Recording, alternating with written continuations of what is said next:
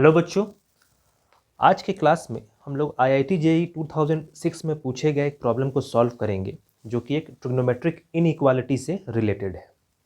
Question कुछ इस तरह से है, the set of values of theta satisfying the in equation 2 sin square theta minus 5 sin theta plus 2 greater than 0 where theta lies between 0 to 2 pi is। तो इस question में हम लोगों को सेट ऑफ वैल्यूज निकालना है, किसका? थीटा का, जो इस इनइक्वालिटी को सेटिस्फाई करता हो।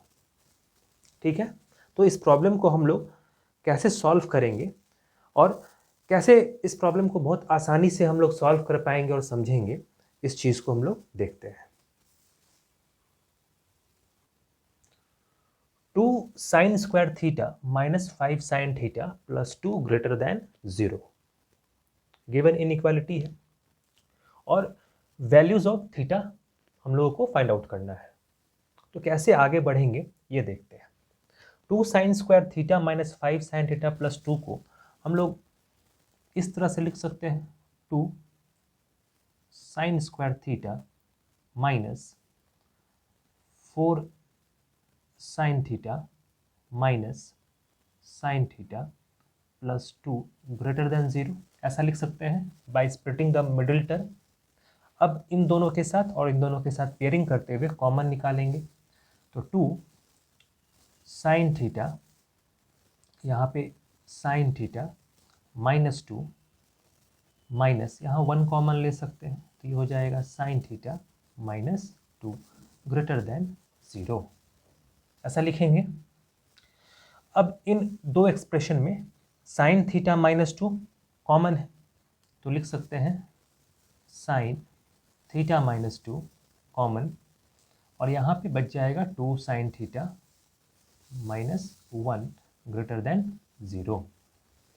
अब यहाँ पे बच्चों ध्यान देना है, sin थीटा माइनस 2 और 2 sin थीटा माइनस 1 ये ग्रेटर होना चाहिए 0 से। अब यहाँ पे समझेंगे sin थीटा माइनस 2, साइन का कुछ भी वैल्यू यहाँ पे हम लोग रख लें, sin थीटा का वैल्यू कितना होता है? Maximum plus 1। तो ये हमेशा, ये पूरा एक्सप्रेशन नेगेटिव होगा, ये पूरा एक्सप्रेशन नेगेटिव होगा हमेशा। तो अब ये डिसाइड नहीं कर सकता है कि हम लोग थीटा क्या रखें। अब टोटल एक्सप्रेशन में केवल ये जो एक्सप्रेशन है, ये जो पार्ट है, ये डिसाइड करेगा कि ये इनइक्वालिटी कब सेटिस्फाई होगा। इसलिए कि अब ये तो हमेशा नेगेटिव रहने वाला है, तो पॉजिटिव होने के लिए इसको भी नेगेटिव होना होगा। ये बात क्लियर है, क्योंकि ये नेगेटिव है, साइन का कुछ भी वैल्यू रखें ये 2 से छोटा ही होगा और ये सब्ट्रैक्ट होने के बाद नेगेटिव नंबर देगा। अब जब ये नेगेटिव है तो इसको भी नेगेटिव होना होगा, क्योंकि प्रोडक्ट करेंगे तब जाके वो पॉजिटिव हो सकता है। तो इसको भी नेगेटिव होना होगा, तब negative multiplied by negative positive होगा और वो एंगल इस पूरे एक्सप्रेशन को सेटिस्फाई करेगा। ठीक है, तो इस समय तक इस बात को समझना ज़रूरी है कि कैसे इन चीज़ों को इग्नोर करेंगे और इसके वैल्यू को लेके हम लोग आगे बढ़ेंगे, जो कि डिसाइडिंग फैक्टर होगा set of values of theta के लिए। अब क्रिटिकल पॉइंट निकाल लेते हैं। क्रिटिकल पॉइंट इसलिए निकालेंगे ताकि हम लोग को अंदाज़ा हो जाए कि किस पार्ट में हम लोग प्रोसीड करेंगे तो हम लोग सही रिजल्ट की तरफ पहुँचेंगे। क्रिटिकल पॉइंट्स निकालना ज़रूरी होता है। यहाँ से इसको इग्नोर करेंगे क्योंकि साइन थीटा का वैल्यू कभी 2 नहीं हो सकता है, तो ये तो हेल्पफुल नहीं है। यहाँ से हम लोग आगे बढ़ेंगे, 2 sin थीटा माइनस 1, ऐसा है। तो 2 sin थीटा माइनस 1 को जब 0 से इक्वेट करेंगे तो क्रिटिकल पॉइंट मिलेगा। आखिर ये वैल्यू 0 कब है? तो यहाँ से हम लोग लिख सकते हैं sin theta equals to half. ठीक है, तो sin थीटा यहाँ पे पॉजिटिव है, हाफ है, तो sin थीटा को हम लोग एक तो ऐसा लिख सकते हैं थीटा इक्वल्स टू π/6 और दूसरा लिख सकते हैं 5π/6, क्योंकि क्वेश्चन में मेंशन किया गया है कि 0 से 2π के बीच में एंगल हम लोग को डिसाइड करना है। तो साइन पॉजिटिव कहाँ होता है? फर्स्ट क्वाड्रेंट में और सेकंड क्वाड्रेंट में। तो फर्स्ट क्वाड्रेंट के लिए π/6 और सेकंड क्वाड्रेंट में 5π/6 के लिए ये हाफ होगा। ठीक है, अब इसी को हम लोग क्वाड्रेंट में ड्रॉ करते हैं और क्वाड्रेंट के हेल्प से समझते हैं कि कैसे हम लोग set of values of theta decide करेंगे। ठीक है, अब क्वाड्रेंट के हेल्प से बच्चों समझते हैं कि हम लोग इस प्रॉब्लम को कैसे सॉल्व करेंगे। जैसे theta sine theta equals to half है, तो साइन थीटा पॉजिटिव है, हाफ तो पॉजिटिव है, तो साइन पॉजिटिव कहाँ कहाँ होगा, एक फर्स्ट क्वाड्रेंट में, सेकंड क्वाड्रेंट में। और ऐसे भी कहा गया है कि थीटा लाई करता है 0 से लेकर 2 पाई के बीच में, मतलब फर्स्ट से लेकर फोर्थ क्वाड्रेंट के बीच में थीटा लाई कर सकता है। तो हम लोग दो पॉसिबिलिटी लेके आगे बढ़ रहे हैं, एक π/6 और दूसरा 5π/6। यहाँ से अगर मेजर करें तो ये एंगल कितना होगा, 5π/6। ठीक है, अब इन दो केसेस में थीटा नेगेटिव होगा, साइन नेगेटिव होता है थर्ड क्वाड्रेंट और फोर्थ क्वाड्रेंट में। तो यहाँ से यहाँ तक ये टोटल वैल्यूज ये ले सकता है, इसलिए कि साइन थीटा -2 तो पहले से नेगेटिव है, कुछ भी रखे ये नेगेटिव ही होने वाला है, लेकिन इसको भी तो नेगेटिव करना है। तो एक आइडिया हम लोग को मिल चुका है कि थर्ड और फोर्थ क्वाड्रेंट का कोई भी वैल्यू रखें ये नेगेटिव रहेगा। ठीक है, जब थर्ड के वैल्यू को या फोर्थ के वैल्यू को यहाँ रखेंगे तो ये नेगेटिव होने वाला है। अब हम लोग को फर्स्ट और सेकंड से बस डिसाइड करना है कि क्या क्या पॉसिबिलिटी हो सकता है इसको सेटिस्फाई करने के लिए। ठीक है, जैसे अगर 0 से π/6 के बीच में हम लोग यहाँ पे क्रिटिकल पॉइंट निकाले हैं π/6 और 5π/6। ठीक है, इसलिए ताकि इंटरवल में डिवाइड कर पाए और फिर सोच पाए हम लोग कि कैसे कौन से नंबर को हम लोग यहाँ पुट कर सकते हैं। जैसे 0 से π/6 के बीच में इंटरवल में देखते हैं, अगर 0 रखें, अगर ये वैल्यू रखें 0, तो साइन 0 क्या होगा, 0, तो ये वैल्यू पूरा 0। ठीक है, केवल नेगेटिव नंबर बच गया, -1। उसी तरह से यहाँ पे -2 बच गया, दोनों मिलके मल्टीप्लाई होकर पॉजिटिव रिजल्ट देगा, तो बिल्कुल सही है। तो 0 जो है इस इक्वेशन को सेटिस्फाई कर रहा है। ठीक है, लेकिन 0 को हम लोग नहीं लेंगे, ऐसा इसलिए कि थीटा जो है 0 से बड़ा होना चाहिए और 2 पाई से छोटा होना चाहिए।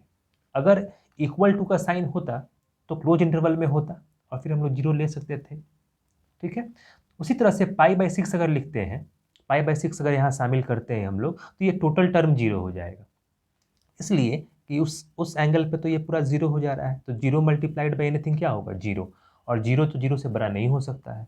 तो 0 से π/6 के बीच में ये सारा इंटरवल हम लोग ले सकते हैं। तो एक रिजल्ट बच्चों आ गया 0 से π/6,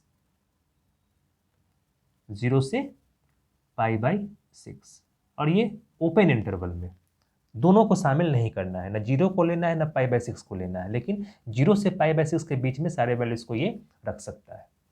ठीक है, उसी तरह से हम लोग अगर यहाँ से आगे देखें, π/6 से आगे, और इस 5π/6 तक देखें, अगर 90 पुट करते हैं तो साइन 90 क्या होता है, 1। केवल सिंगल वैल्यूज को रख के भी चेक किया जा सकता है। तो 90 अगर पुट करें तो ये हो जाएगा 1, 1 - 2 -1, तो ये नेगेटिव ही होगा, निश्चित बात है। और यहाँ पे हो जाएगा 2 - 1 1, तो negative quantity into positive quantity negative हो जाएगा, तो ये रिजल्ट नहीं ले सकते हैं हम लोग। तो हम लोग अब आएंगे फाइनली इस वाले पार्ट में। ठीक है, इस लाइन के इस तरफ वाले पार्ट में। तो अगेन 5π/6 पे क्या होगा वैल्यू, ऑब्वियस है 0, क्योंकि कोई क्रिटिकल पॉइंट है, तो और 0 ग्रेटर देन 0 नहीं हो सकता है, तो 5π/6 को भी इग्नोर करेंगे, लेकिन इंटरवल डिसाइड करने में उसको जरूर लेंगे। अब 5π/6 से लेके ये टोटल वैल्यू यहाँ से यहाँ तक ले सकता है। ठीक है, क्लियर है। 5π/6 तो यहाँ तक एंगल है, ये वाला एंगल यहाँ से लेके ये टोटल एंगल, ये कितना है 5π/6। अब 5π/6 तो नहीं लेगा, पर उसके आगे का वैल्यू तो ले सकता है, including third and fourth quadrant. तो हम लोग आंसर लिखेंगे यूनियन 5π/6, ये क्या रहेगा, ओपन इंटरवल से लेके 2 पाई तक, ये भी ओपन इंटरवल।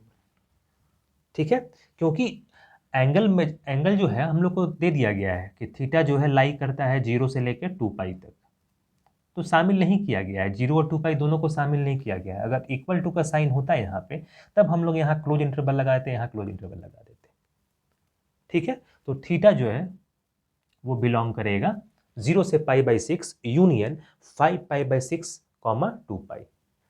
यहाँ से लेके यहाँ तक टोटल वैल्यूज लेगा और फर्स्ट क्वाड्रेंट में 0 से π/6 के बीच में कोई भी वैल्यू ले सकता है। ठीक है, तो इस तरह से बच्चों हम लोग इस प्रॉब्लम को सॉल्व करेंगे और ध्यान से देखने पे सब कुछ समझ में आया होगा। तो इस तरह से हम लोग इस प्रॉब्लम को सॉल्व करेंगे। नेक्स्ट क्लास में हम लोग एक और अच्छे प्रॉब्लम के साथ मिलेंगे और उस प्रॉब्लम को सॉल्व करते हुए उससे कुछ बेसिक कॉन्सेप्ट्स गेन करेंगे। तो मिलते हैं नेक्स्ट क्लास में।